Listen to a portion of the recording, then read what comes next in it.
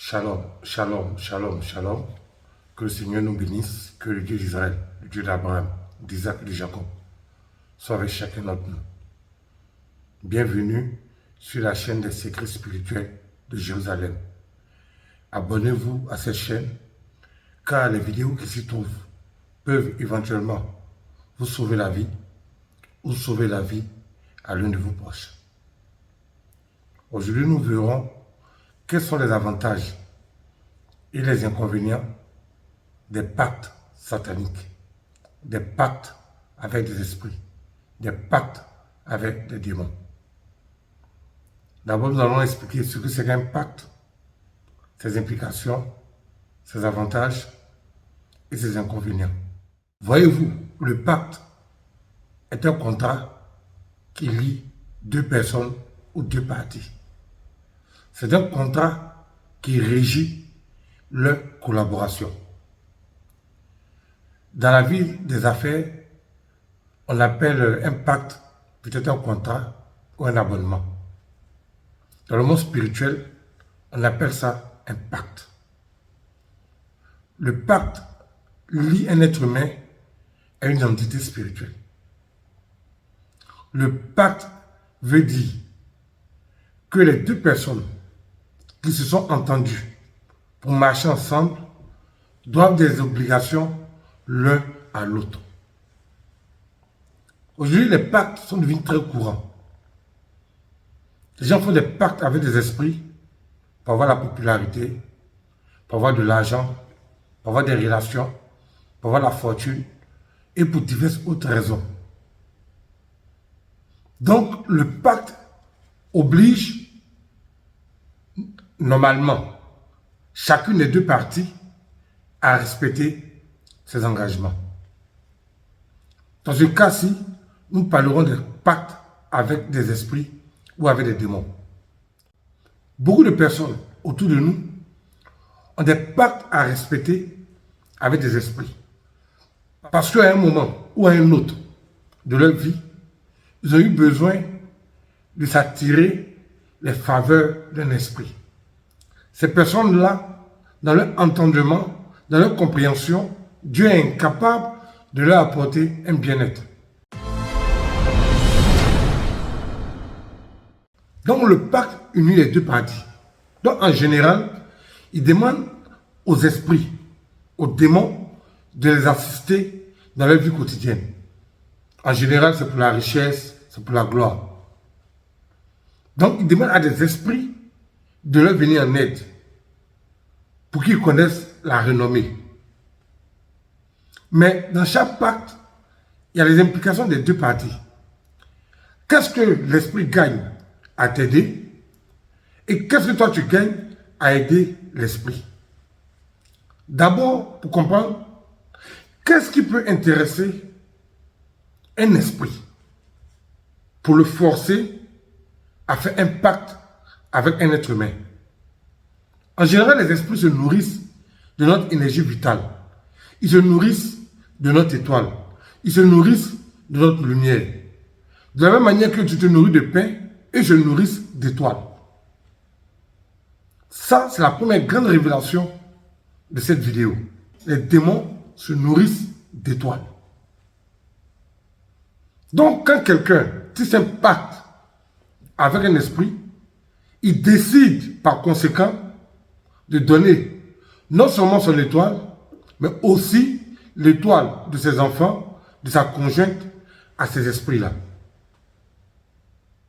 Ce que vous devez retenir, même lorsque un pacte est signé avec un esprit, rien n'oblige l'esprit à respecter les termes du contrat.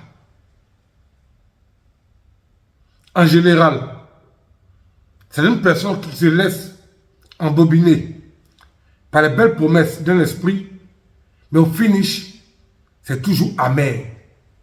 Parce que non seulement l'esprit va se nourrir de ton étoile, il va se nourrir de l'étoile de ta famille, il va se nourrir de l'étoile de tes enfants, il va se nourrir de l'étoile des personnes que tu aimes, et il n'est même pas obligé de respecter sa part d'engagement. Mais voilà pourquoi il y a beaucoup de personnes qui sont folles. Beaucoup de personnes qui meurent avant leur temps.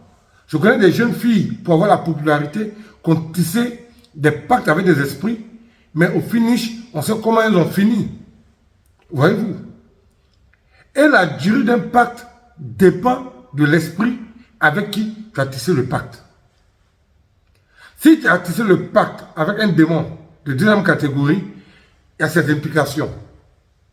Si tu as tissé le pacte avec un démon de première catégorie, il y a ses implications. Si tu as tissé le pacte avec un prince démoniaque, exemple, Abaddon, Jézabel, Azazel et tout ça, tous ces princes démoniaques-là, eux aussi, il y a leurs implications. Mais en réalité, toi qui as tissé le pacte, qu'est-ce que tu gagnes dans ce pacte? Parce qu'en réalité, l'esprit te donne que ce que Dieu a prévu pour toi. Dieu a prévu que tu aies de l'argent à 45 ans, à 40 ans, à 50 ans ou à 55 ans. Aujourd'hui, tu as 25 ans. Donc l'esprit prend la promesse de Dieu qui doit t'arriver dans 20 ans et puis il te donne ça aujourd'hui même. Donc en réalité, il n'a rien créé pour toi. Il n'a pris que ce que Dieu avait déjà prévu pour toi pour te remettre avant le temps.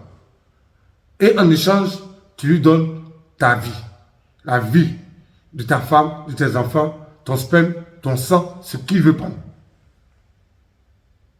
Et voilà comment des personnes se font anarquer par le diable. Parce que ces personnes sont convaincues que Dieu est incapable de répondre à leurs prières.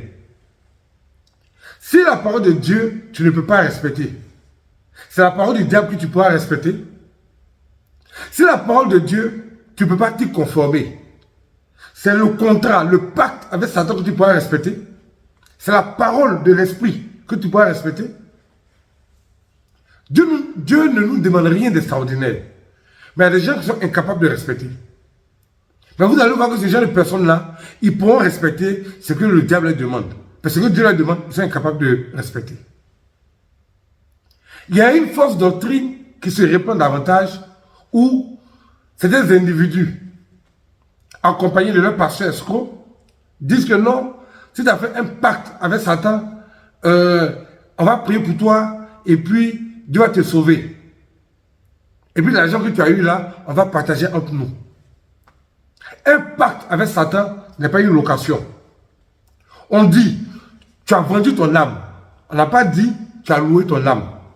Donc si tu as vendu ton âme, cette âme-là ne t'appartient plus. Ton âme devient la propriété de l'esprit.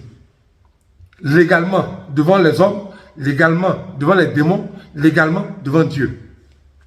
C'est comme si moi, Kamael, je vends une de mes voitures. Dès qu'on fait la mutation de la voiture ne m'appartient plus. La voiture a un nouveau propriétaire. Donc quand tu viens de faire le pacte, le diable fait la mutation de ton âme. Ton âme ne t'appartient plus. Il fait la mutation de ton étoile. Ton étoile ne t'appartient plus.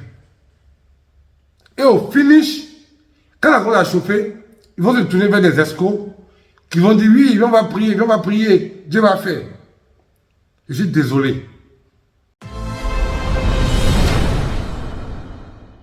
Ce n'est pas une location, c'est une vente. Et l'esprit devient propriétaire de ton âme à vie. C'est même plus ton âme même. L'âme lui appartient maintenant. Il fait de ça ce qu'il veut. Et après, lorsque les tragédies vont arriver, ils vont se transformer en chrétiens. C'est le cas d'une chante en Côte d'Ivoire, chante en guillemets. Dès que son ami, qui est aussi artiste, est décédé, elle s'est transformée en chante. Pourquoi? Les gens vont dire, oui, la soeur s'est convertie, elle a accepté le Seigneur, elle chante aujourd'hui pour le Seigneur. Pour quel Seigneur? Quand tu partais faire ton pacte là, est-ce que tu avais le Seigneur avec toi? Tu as refusé d'écouter la parole de Dieu. Tu as préféré marcher sur la parole d'un esprit. Vous tous, vous partez faire le pacte. C'est-à-dire que vous avez vendu votre âme, vous avez fait la mutation de votre âme à Satan. Et parmi vous, un meurt, deux meurent, et puis du jour au lendemain, tu te transformes en chanteur. Tu peux éventuellement tromper les gens, mais tu ne peux pas tromper le démon, le prince démoniaque qui a permis ton émergence. Tu ne pourras pas tromper non plus les démons qui sont à tes basques, qui te courent après pour récupérer l'âme qui est en toi. Parce que l'âme que tu prends pour te promener là, elle ne t'appartient plus. Ils ont fait la mutation. Donc l'âme appartient soit à Abaddon, soit à Jézabel, soit à un prince démoniaque. Tu as déjà fait la mutation. Voilà pourquoi il n'est pas intéressant, il n'est pas très intelligent de faire un pacte avec Satan. Il est mieux, 1000 fois mieux, de se soumettre à la parole du Dieu d'Israël. Il est mieux de rentrer en alliance avec Dieu que de rentrer dans un pacte avec des esprits. Que le Seigneur nous bénisse. Que le Seigneur nous aide. J'exhorte tout le monde à se détourner des pactes démoniaques, sataniques et meurtriers. Car quiconque invoquera le nom du Seigneur sera sauvé. À condition que on n'a pas encore fait la mutation sur ton âme. Si on n'a pas encore fait la mutation de ton âme, pour que ton âme appartienne à un prince démoniaque, on peut encore te sauver. Mais si tu as fait la mutation de ton âme, c'est terminé. Que Dieu nous bénisse. Shalom.